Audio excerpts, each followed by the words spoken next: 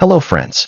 Welcome to Luxury Stories, the ultimate destination for lovers of high-end experiences, opulent lifestyles, and untold tales of extravagance.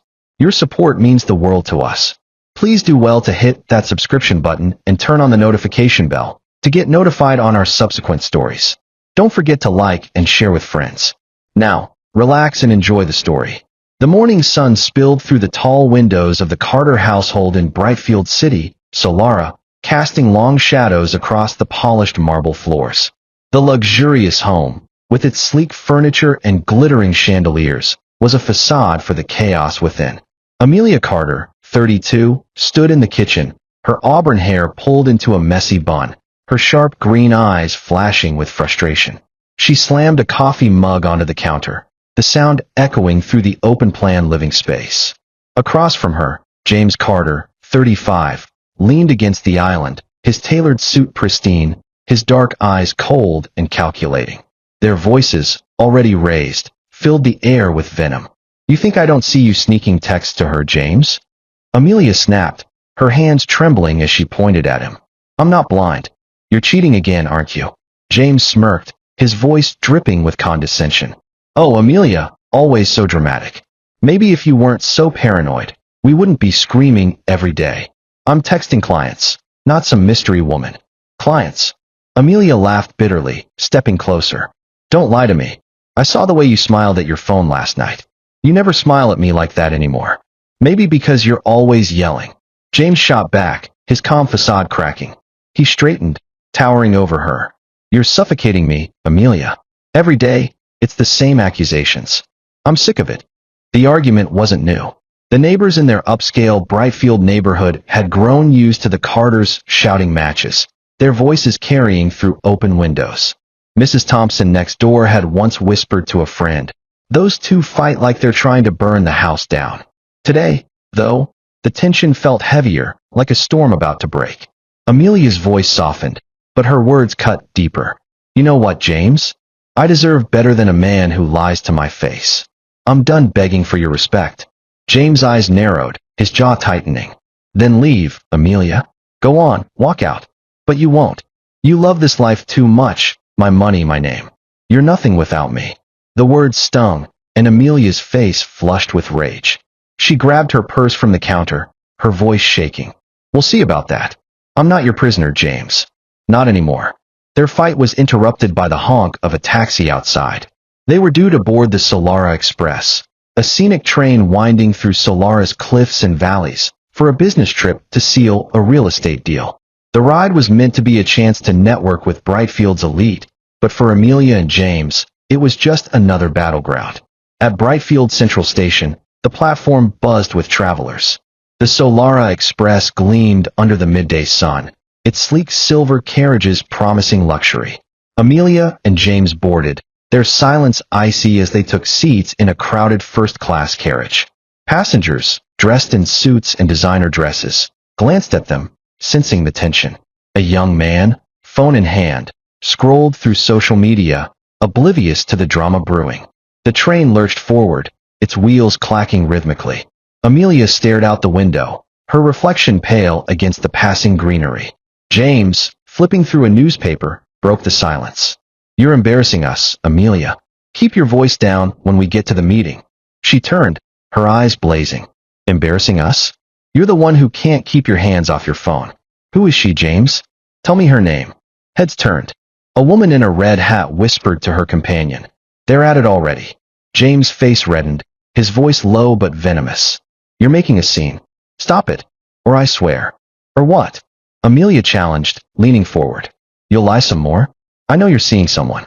I found the hotel receipts, James. You can't hide it." The carriage fell silent, all eyes on them. James slammed his newspaper down, standing abruptly. "You want the truth? Fine. I'm done with you, Amelia. You're a nag, a burden. I deserve better." Amelia stood too, tears stinging her eyes, but her voice steady. "You're a coward, James. You think you can just throw me away? I'm not your property." The argument spiraled, their voices echoing over the train's hum. Passengers shifted uncomfortably, some filming discreetly. The young man with the phone angled his camera, capturing every word. Then it happened. James, his face contorted with rage, grabbed Amelia's arm as she turned toward the open carriage door, where a narrow platform led to the next car. "You want out?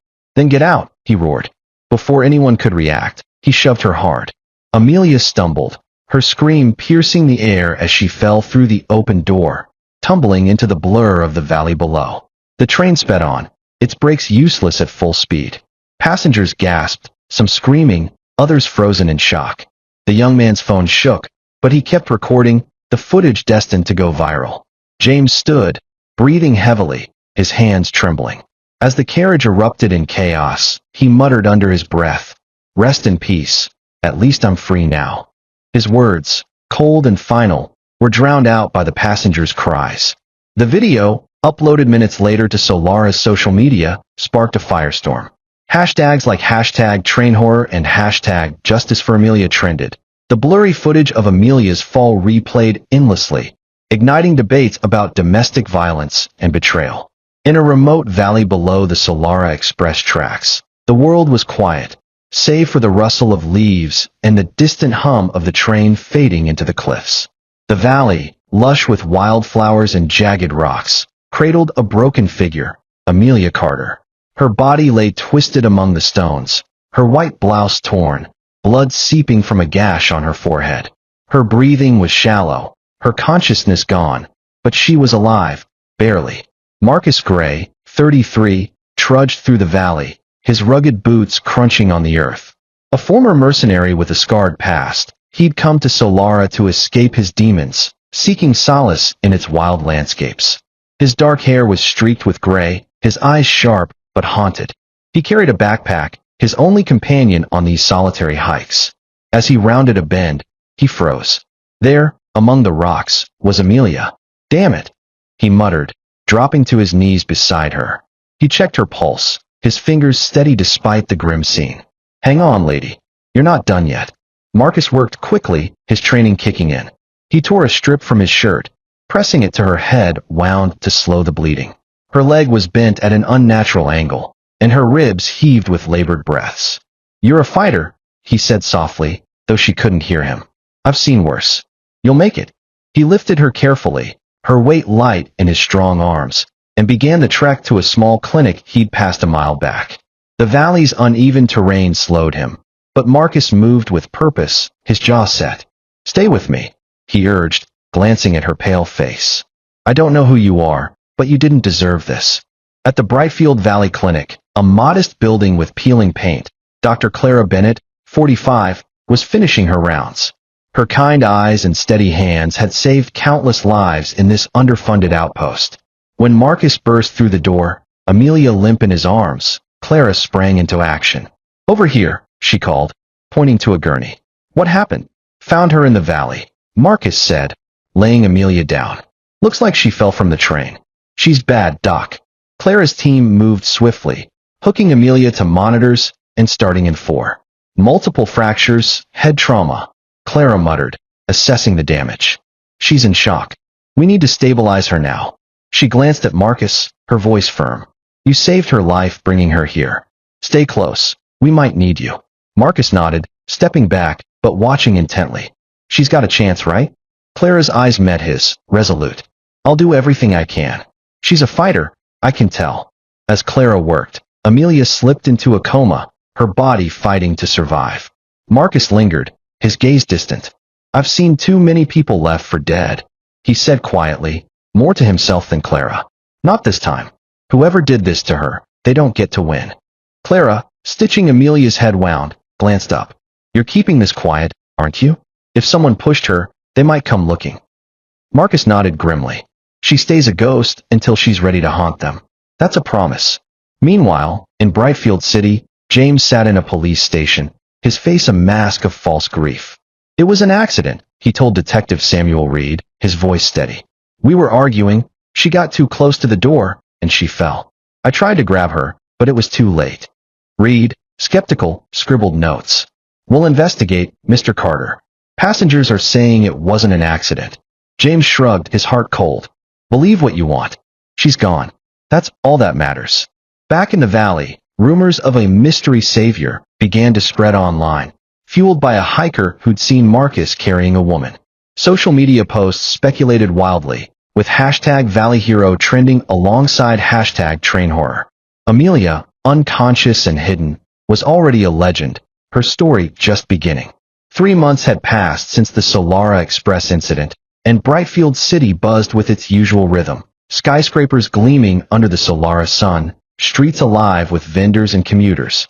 In the heart of the city's elite district, James Carter's sprawling mansion stood as a monument to his wealth.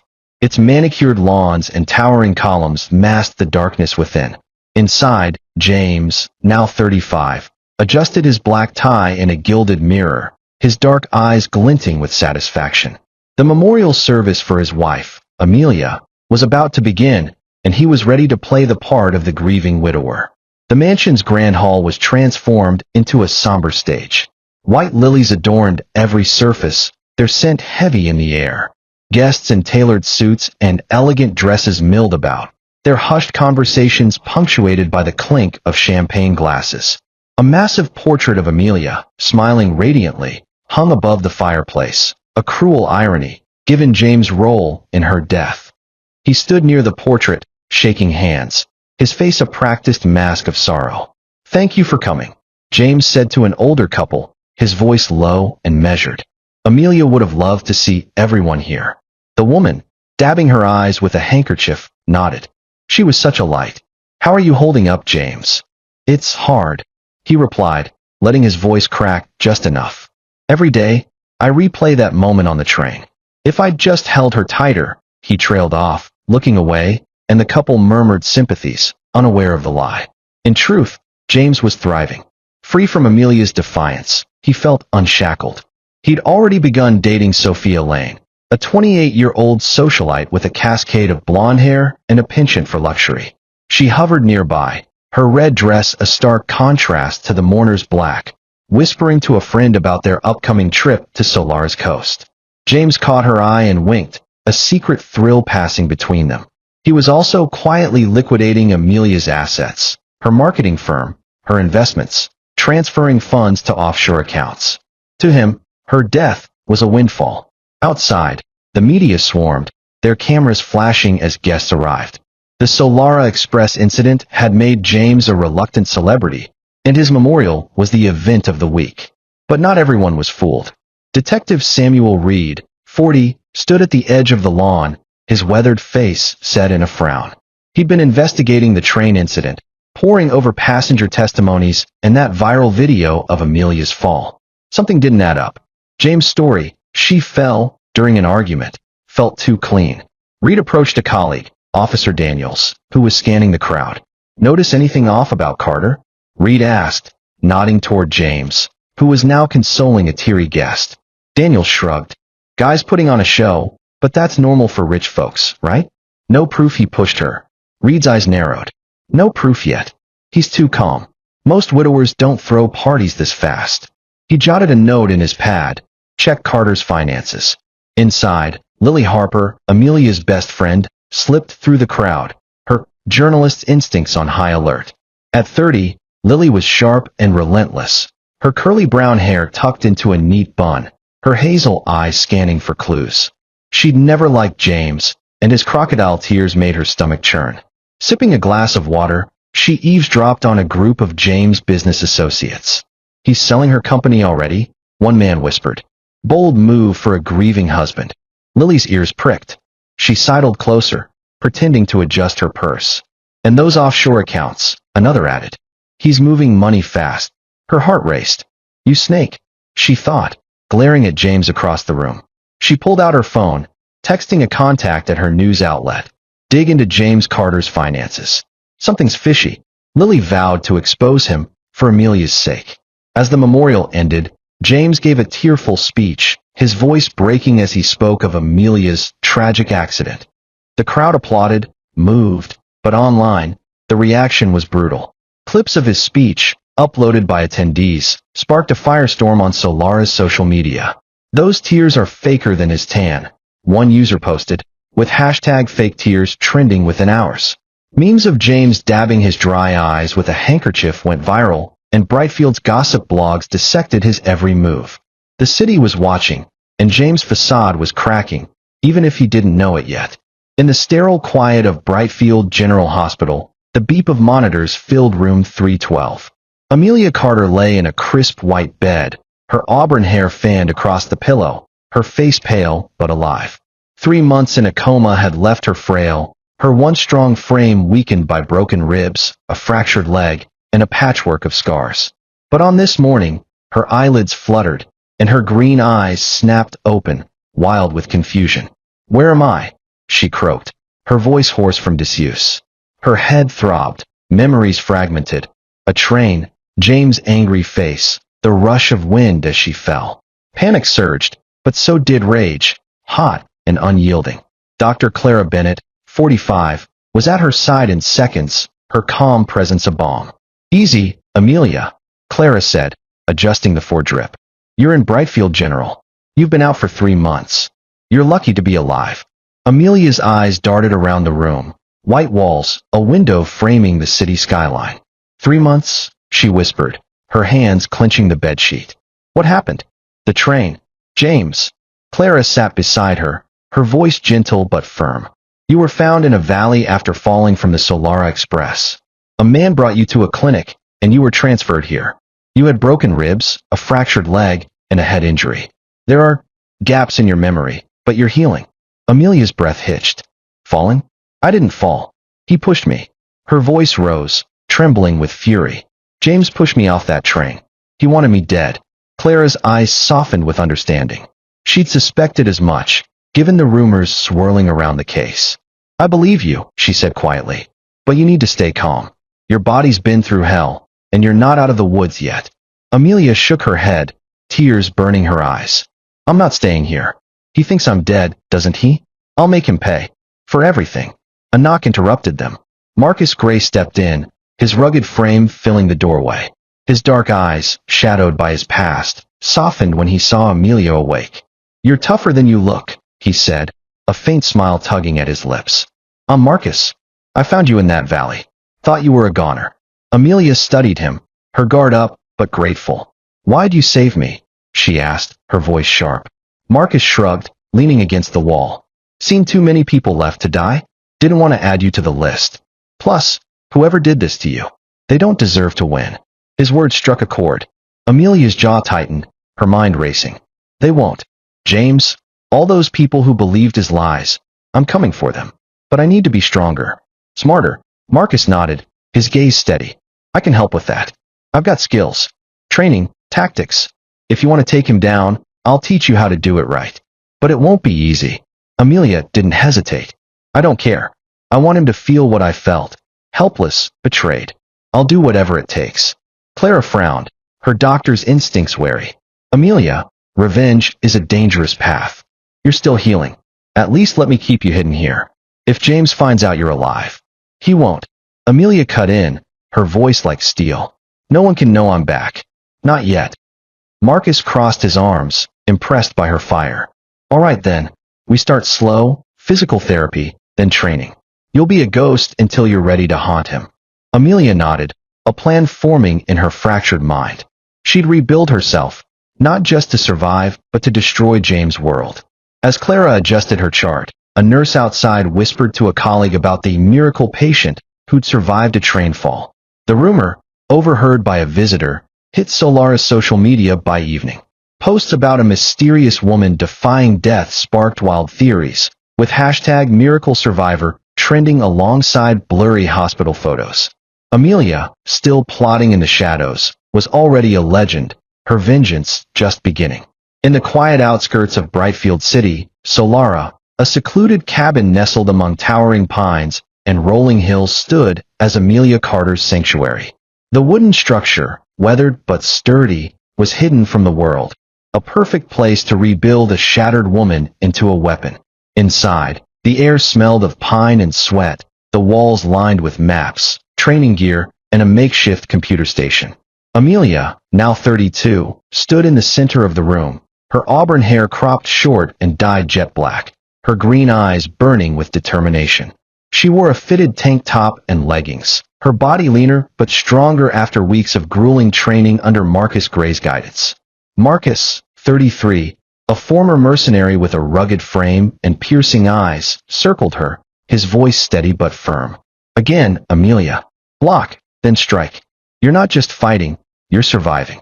Amelia nodded, sweat dripping down her brow.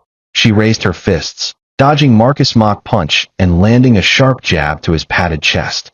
Her fractured leg, now healed, moved with newfound agility. Like that? She asked, panting. Better, Marcus said, a rare smile flickering. You're quick, but you need to be lethal. Whoever you're up against won't play nice. They'd been at it for weeks, self-defense drills, knife techniques, even basic hacking lessons. Marcus, with his shadowy past, taught her how to crack passwords and access encrypted files, skills he'd picked up in his mercenary days. Knowledge is power, he'd told her, setting up a laptop. You want to hit James where it hurts? His secrets are your weapon. Amelia sat at the computer now, her fingers flying across the keys as she practiced infiltrating a dummy account Marcus had set up. Got it, she said, grinning as the screen flashed access granted. James won't see me coming. But it wasn't just physical and technical skills.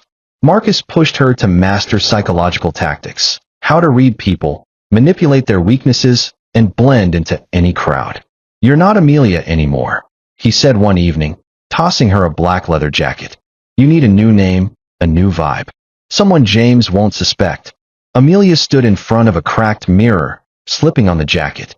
She studied her reflection, sharp cheekbones, dark hair, a steely gaze. Raven, she said softly, the name feeling right. I'm Raven now. Raven it is, Marcus replied, leaning against the doorframe. She's bold, cunning, untouchable. Build her, and you'll own any room. The cabin door creaked open, and Lily Harper, Amelia's best friend, stepped inside, her curly brown hair tied back, a laptop bag slung over her shoulder. Lily, 30, had tracked Amelia down after overhearing hospital rumors about the miracle patient. Her journalistic instincts had led her to Clara, who'd reluctantly shared the truth. Now Lily was all in. Amelia, Lily gasped, rushing to hug her. I thought you were gone.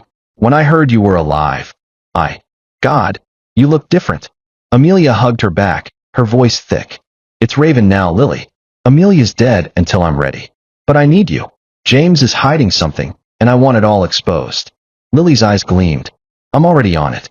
His finances are a mess. Offshore accounts, shady deals. I've got contacts digging into his real estate scams. We'll bury him. They sat at the cabin's rickety table, Lily pulling up files on her laptop. Look at this, she said, pointing to a spreadsheet. He's siphoning money from your old company. I can leak this to the press, but we need more. Raven will get it. Amelia said, her voice cold. I'm going to his world, his people. They'll never know it's me. Lily frowned, worry creasing her face. This is dangerous, Amelia. Sorry, Raven. If he figures out you're alive. He won't. Amelia cut in, her jaw set. Not until I'm ready to destroy him.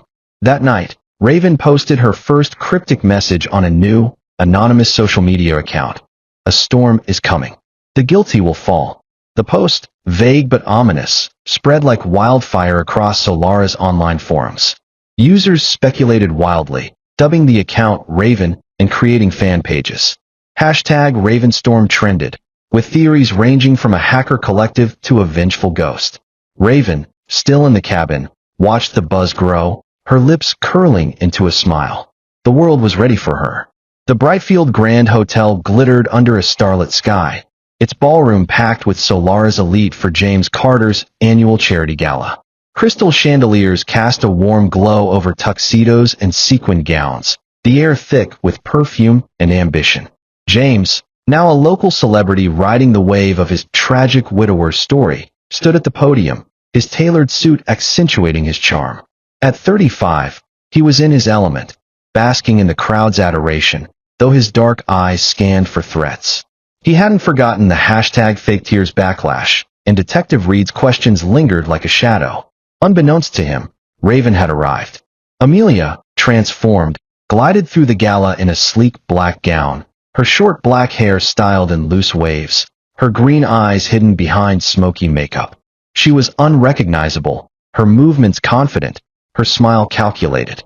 She'd spent weeks perfecting Raven, her voice lower, her posture bolder. Tonight, She was here to infiltrate James' world. She caught the eye of Victor Klein, James' business partner, a 40-year-old with a slick smile and wandering hands. Sipping champagne, Raven approached him at the bar, her voice smooth. "Victor, right? I've heard you're the man behind Carter's deals." Victor grinned, clearly flattered. "And you are?" "Raven," she said, extending a hand. "I'm new in town, looking to invest with the right people." His eyes lingered on her, intrigued. "Well, Raven, you've found the right man. Stick with me, and I'll show you how Brightfield works." She laughed, leaning closer, her charm disarming. "I'm all ears. Tell me about James. He's the star tonight, but what's he really like?" Victor, loosened by wine, spilled secrets. James' embezzlement schemes, hidden accounts, even his fling with Sophia Lane. Raven memorized every word, her heart pounding, but her face serene. She excused herself, slipping into a quiet hallway to plant a USB drive in Victor's laptop, left unattended on a table. The drive uploaded evidence of James' financial crimes, which she'd anonymously send to Detective Reed later. Back in the ballroom, James spotted Raven across the room, her presence inexplicably unsettling. He didn't recognize her, but something about her confidence gnawed at him. He approached, his smile tight. "Enjoying the gala, miss?" "Raven," she said, her voice cool, meeting his gaze. "Quite a show you're putting on, Mr. Carter. All this for charity, or for you?" The crowd nearby hushed, sensing tension. James' eyes narrowed, his charm faltering. "I don't know what you're implying, but I'm honoring my wife's memory." Raven's lips curved, a hint of menace in her smile. "Funny how memories work. Some people might say you're rewriting them."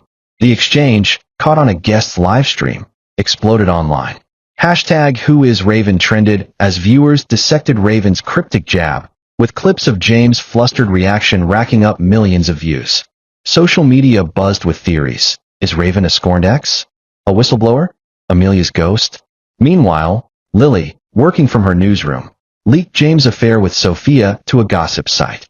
By morning, headlines screamed, "Widower's scandalous romance," further tarnishing James' image. Back at the gala, Raven slipped away, her mission complete. She'd breached James' inner circle, planted the seeds of his downfall, and left him rattled. As she stepped into the night, her phone buzzed with a text from Lily. "Leaks out. He's sinking. You okay?" Raven replied, "Never better. This is just the start." In the distance, the gala's lights faded, but Raven's fire burned brighter. James' world was about to crumble, and she was only getting started. The glass walls of James Carter's office in Brightfield City's financial district reflected the chaos of his crumbling empire. At 35, James sat behind his mahogany desk, his tailored suit rumpled, his dark eyes bloodshot. Papers littered the floor, bank statements, legal notices, evidence of his embezzlement uncovered by Detective Samuel Reed. The Solaris sun blazed outside, but inside, James was unraveling. His phone buzzed with alerts, his accounts frozen, his deals collapsing. He slammed his fist on the desk, muttering, "Who's doing this?" On Brightfield's bustling streets, Raven, Amelia Carter in her new persona, watched her plan unfold. Her black hair was tucked under a cap, her green eyes hidden behind sunglasses. She stood near a massive digital billboard that flickered to life, displaying in bold red letters, "James Carter, your sins are exposed." Below, a hacked email revealed his offshore accounts. Crowds gathered, phones raised, recording the spectacle. Social media erupted, with #CarterExposed trending as clips of the billboard spread like wildfire. Amelia, as Raven, had spent weeks hacking James' systems, using skills Marcus taught her. She'd drained his accounts, redirected funds to charities, and framed him for a tax fraud scandal. Now, she orchestrated public humiliations. Another billboard flashed, "Liar, cheat, murderer." Gasps rippled through the crowd. Amelia smirked, texting Lily Harper, "Billboards up. Keep the leaks coming." Lily, in her newsroom, replied, "Got more dirt. His investors are bailing." She'd leaked James' shady deals to the press, fueling the fire. James, pacing his office, answered a call from his assistant. "What now?" he snapped. "Sir, the billboards, they're everywhere," the assistant stammered. "The news is calling you a fraud. Investors are pulling out." James hurled his phone against the wall, his paranoia spiking. "It's her," he whispered, a chill running through him. Amelia's doing this. She's not dead.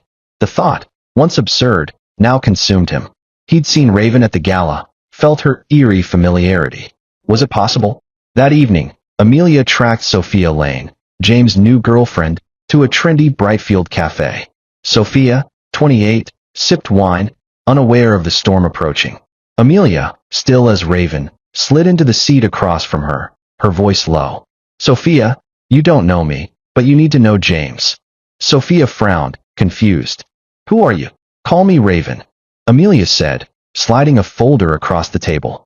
These are James' lies. Cheating, stealing, worse. He pushed his wife off a train. You're just his next victim. Sophia's eyes widened as she flipped through photos of James' affairs, bank records, and news clippings. This can't be true, she whispered. It is, Amelia said, leaning closer. Leave him, Sophia, before he destroys you too. Sophia's hands shook. I thought he loved me. He loves himself, Amelia said coldly. Get out now. Sophia fled the cafe, tears streaming. By morning, she'd left James, her public breakup post. I'm done with James Carter's lies, going viral, adding to his humiliation.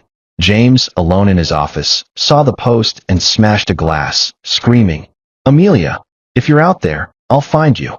The abandoned train station on Brightfield's outskirts was a ghostly relic, its rusted tracks overgrown with weeds, its platform cracked by time. The Solara Express had once stopped here, but now it stood silent, haunted by Amelia's fall. Tonight, under a moonless sky, Amelia, as Raven, waited in the shadows, her black jacket blending with the darkness. She'd lured James here with an anonymous text. Meet me where it happened. The truth awaits. Her phone, set to live stream, was hidden in her pocket, broadcasting to Solara's eager public. James arrived, his footsteps echoing on the platform. At 35, he looked haggard, his confidence shattered. Who's there? He called, his voice trembling. Show yourself. Amelia stepped into the dim light, her face revealed. James froze, his breath catching. Amelia, he gasped. You're alive? I'm Raven now, she said, her voice icy, her eyes blazing. The live stream captured every word, millions watching as #RavenReveal trended. You pushed me off that train, James. You thought I'd die, but I survived. And now you'll pay. James laughed nervously, backing away. You're crazy. I didn't mean to. It was an accident. Liar. Amelia snapped, advancing. You wanted me gone. You celebrated my death, stole my life. But I'm back. Her monologue, raw and chilling, recounted her coma, her pain, his betrayal. You're not a man, James. You're a coward. The audience online exploded, comments flooding. She's alive. Justice for Amelia. James, cornered, lunged at her, desperation in his eyes. I'll finish this, he roared, swinging a fist. Amelia, trained by Marcus, dodged effortlessly, grabbing his arm and twisting it behind him. She slammed him to the ground, her knee on his back. You're nothing, she hissed as he groaned in pain. This is just the start. She stood, leaving him crumpled, her voice steady for the live stream. Solara, this is Raven. The guilty will fall. She cut the feed, the video breaking the internet with millions of views. James, humiliated, whimpered. You'll regret this, Amelia. Try me, she said, walking away, promising more pain.